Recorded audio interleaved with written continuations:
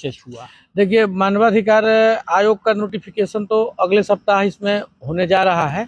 चूँकि आयोग में यह मामला हम लोगों ने 6 तारीख को ही आयोग को हमने सूचित कर दिया था और उसके अगले दिन भी आयोग को जो भी संबंधित जानकारी थी वह संबंधित जानकारी मेरे द्वारा दिया जा चुका है और इसमें इस पूरे घटनाक्रम की जो है monitoring national human right commission और बिहार ह्यूमन राइट कमीशन काफ़ी गहराई से और काफ़ी गंभीरता पूर्वक कर रही है पड़ताल।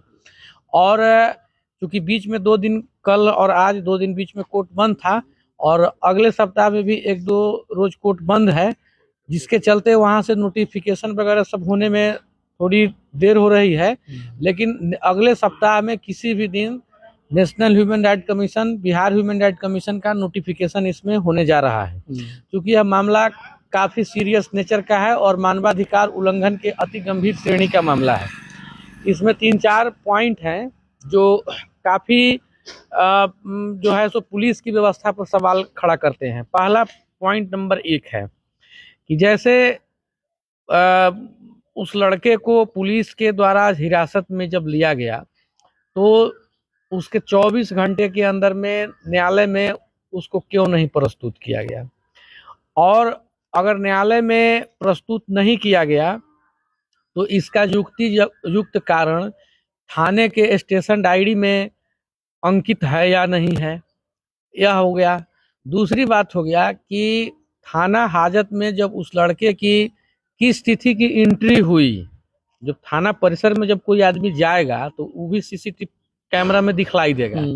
तो किस तिथि को, जैसे परिजन कह रहे हैं कि 3 तारीख को हमारे लड़के को पुलिस के द्वारा अरेस्ट किया गया और पुलिस के द्वारा बताया गया कि नहीं 4 तारीख को अरेस्ट किया गया। तो अब यहाँ पर विरोधाभास है, परिजन बताएं कि नहीं 3 तारीख, पुलिस बता रही है 4 तारीख। तो यह क्लियरिफिकेशन कब होगा, वह सीसीटीवी फुटेज से होगा कि लड़का को पुलिस 3 तारीख को पकड़ती है या 4 तारीख को पकड़ती है। जैसे थाना में उसकी एंट्री होगी तो वो सीसीटीवी कैमरा में दिखलाई देगा और थाना हाजत में उसकी क्या स्थिति है वह टोटल चीज सीसीटीवी कैमरा में दिखलाई देगा। रही बात यहाँ पर हत्या या आत्महत्या, वह मैटर अलग है। मैटर यह है कि पहला बात में कि 24 घंटा से ज़्यादा क्यों रखें। दूसरी बात यह है कि समाचार पत्र वगैरह सब में ये भी प्रकाशन हुआ कि उसके शरीर पर कुछ जख्म के निशान मिले हैं, तो फिर उसके शरीर पर जख्म कैसे आया। अब बात आती है हत्या और आत्महत्या पर। तो जुडिशियरी कस्टडी हो या पुलिस कस्टडी हो, यह सुरक्षित कस्टडी माना जाता है। कोई आदमी जुडिशियरी की कस्टडी में रहे, कोई आदमी पुलिस की अभिरक्षा में रहे तो वह सुरक्षित होता है, उसके ऊपर कोई तरह का बात नहीं होता है, कोई आंच नहीं आता है।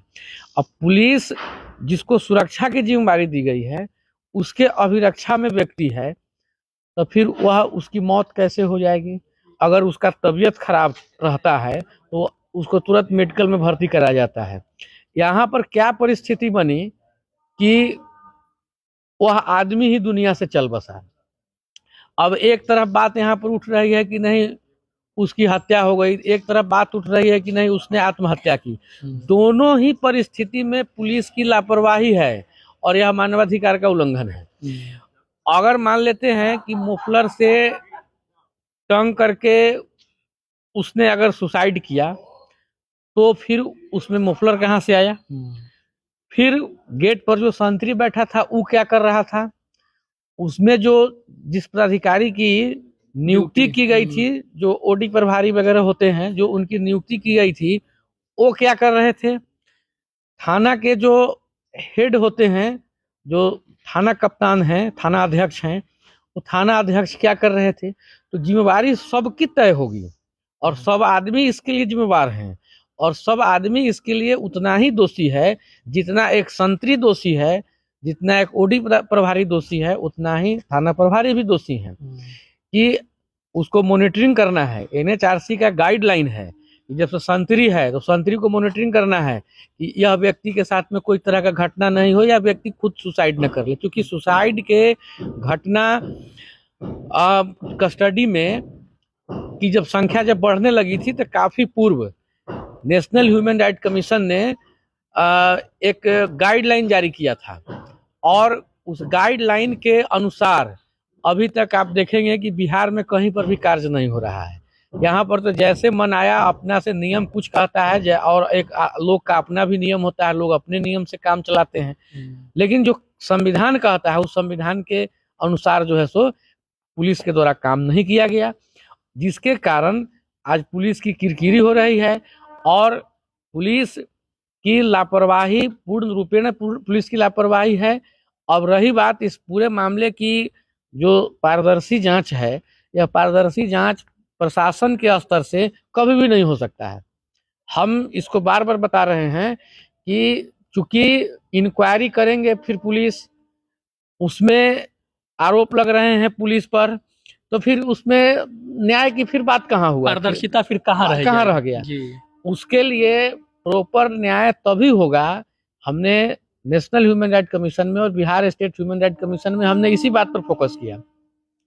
हमने ह्यूमन राइट कमीशन में जो बात को जो हमने लेकर के गया है उसमें हमने स्पष्ट किया कि मौत हुई है, हत्या हुई या आत्महत्या हुई, ये मैटर को अलग अभी रखिए। आदमी दुनिया से चला गया, मरने वाले का बच्चा दुनिया से चला गया जिसकी भरपाई नहीं की जा सकती है।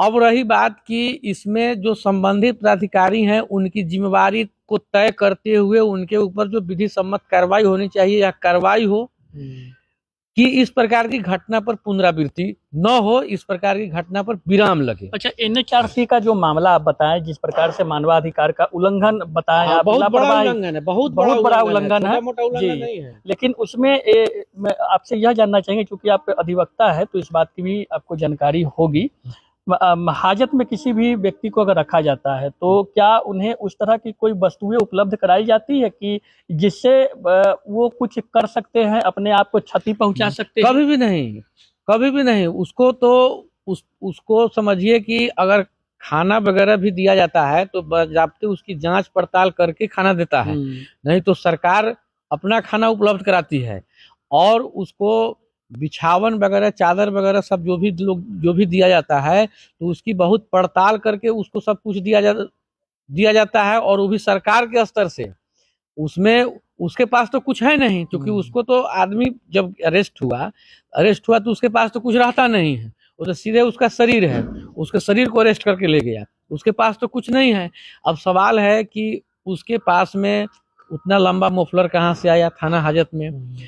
अब जब थाना हाजत में मोफलर को गर्दन में लगा करके खिड़की पर लटकना, इसमें टाइमिंग लगता है, उस टाइमिंग में और मरने के क्रम में आदमी छटपटाता है, तो इस टाइमिंग में फिर वहां पर संतरी की ड्यूटी लगी रहती है। उस लोग क्या कर रहे थे और शरीर पर हलचल उस टाइम नहीं हुआ।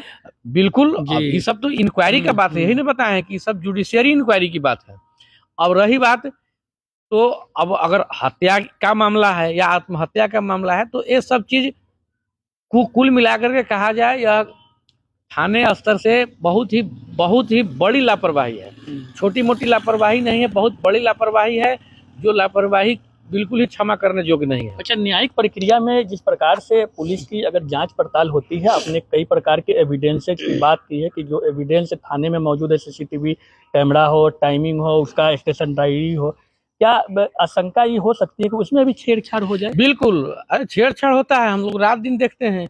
गिरफ्तार करता है किसी भी व्यक्ति को किसी भी डेट को, कोर्ट में जब लिख देता है तो किसी भी डेट को, जब आता है, जब किसी प्रकार का जब वीडियो जब सामने जब आता है तब बात खुलता है। लेकिन यहाँ पर तो नेग्लिजेंसी तो होता ही है, बहुत सारा नेग्लिजेंसी होता है। लेकिन तब है कि अपने यहाँ जो जुडिशियरी सिस्टम है, फिर यहाँ पर फिर वो सब चीज नहीं होने वाला है।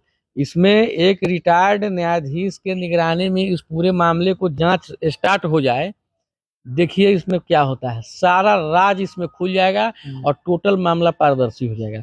हम शुरू से इस पूरे मामले में हम लगे हुए हैं कि इस पूरे प्रकरण की जांच अवकाश प्राप्त न्यायाधीश के द्वारा किया जाए, क्योंकि अवकाश प्राप्त न्यायाधीश जैसे ही इसको जब जांच करना शुरू करेंगे तो अपने जुडिशियरी ब्रेन से इस पूरे मामले का जांच करना शुरू कर देंगे। अब उसमें ऑटोमेटिक है कि उसमें बहुत सारे लैचेज हैं जो सामने आ जाएंगे और पीड़ित परिवार को तब जाकर के ही उनको जो है सो न्याय मिलेगा। ऐसे न्याय थोड़ी मिलेगा, ऐसे तो न्याय है अभी घटना ताजा है, 2 4 5 दिन 10 दिन 20 दिन 1 महीना चलेगा, उसके बाद में सब लोग भूल बिसर जाएगा। उसको न्याय मिलना चाहिए, क्योंकि मानवाधिकार का उल्लंघन का बहुत बड़ा मैटर है। और हम आपको बता दें कि जो कस्टडियल डेथ होता है, वह custodial death human right commission का सबसे बड़ा मानवाधिकार का उल्लंघन माना जाता है, कस्टडियल डेथ। हाँ, मानवाधिकार उल्लंघन में आपको हिरासत में मौत बहुत ही बड़ा उल्लंघन माना गया है, और यह उल्लंघन आज के 21वीं सदी में हो रहा है। समझिए कि आप कहाँ पर अभी चल रहे हैं। जिस पुलिस के ऊपर में समाज को सुरक्षित रखने की जिम्मेवारी है, शांति व्यवस्था कायम कर रखने की जिम्मेवारी है, उस पुलिस की ऐसी स्थिति हो जाती है कि पुलिस की अभिरक्षा में ही आदमी मर जाता है, आत्महत्या कर लेता है या उसकी हत्या हो जाती है। NHRC का जो ये जो प्रक्रिया होगी वो कब तक सामने दिखेगी? अगले सप्ताह से पूरा फुल प्रक्रिया शुरू हो जाएगी। Bihar state human right commission ही गंभीर है मामले में। मामला वहां पर ह्यूमन राइट कमीशन की मॉनिटरिंग कमेटी, आपको दिल्ली से लेकर पटना तक सारे लोग इस मामले में लगे हुए हैं, और सारे लोग एक दो ऐसे मामले हमने देखे हैं, कांटी के ही मामले थे। बिंदालाल गुप्ता का मामला भी आपने ह्यूमन राइट्स कमीशन में लेकर के गया था। आज वो परिवार सड़क पे है, वो भी प्रशासनिक लापरवाही थी कहीं ना कहीं, लेकिन उस मामले में बहुत ज्यादा हद तक कुछ नहीं, उसमें इंक्वायरी अभी चल रही है, न्याय तो मिलेगा। देखिए, हम आपको बता दें, जो हमारी जो समझ है, जो हमने देखा है, क्योंकि बाहर से किसी चीज को हम लोग देखें और भीतर वहां पर जा करके देखें, दोनों में अंतर है। हमारे जो भारत की जो न्यायिक प्रणाली है, वह न्यायिक प्रणाली बिल्कुल ही ट्रांसपेरेंट है। यहाँ पर तब है कि थोड़ा समय लगता है और इसमें धैर्य की जरूरत पड़ती है। न्याय जरूर मिलेगा। बिंदालाल जी का भी मामला हाई कोर्ट में भी चल रहा है, और इनका दिल्ली मानवाधिकार आयोग में, पटना मानवाधिकार आयोग में भी चल रहा है। वो भी मामला आत्मदाह का था, लेकिन बिंदालाल गुप्ता जी को भी न्याय मिलेगा, क्योंकि उसमें इंक्वायरी हो रही है और इसमें इंक्वायरी अभी सेटअप नहीं हुआ है जी। दोनों में न्याय मिलेगा। आप देखिएगा, आने वाले समय में उस केस में भी न्याय मिलेगा। बिंदालाल के परिजनों को भी न्याय मिलना है और इनको भी न्याय मिलेगा। अच्छा, ये जो कस्टोडियल जो डेथ हुई है, तो इसमें NHRC के जांच प्रक्रिया में मानवाधिकार का यह उल्लंघन है, तो उसके द्वारा कुछ मुआवजे की इंतजाम होगी, इसमें कितनी सच्चाई है ना? ये बिल्कुल सही बात है। देखिए, मानवाधिकार आयोग के द्वारा निश्चित रूप से इनके परिजनों को मुआवजा मिलेगा, और मुआवजा मिलता है।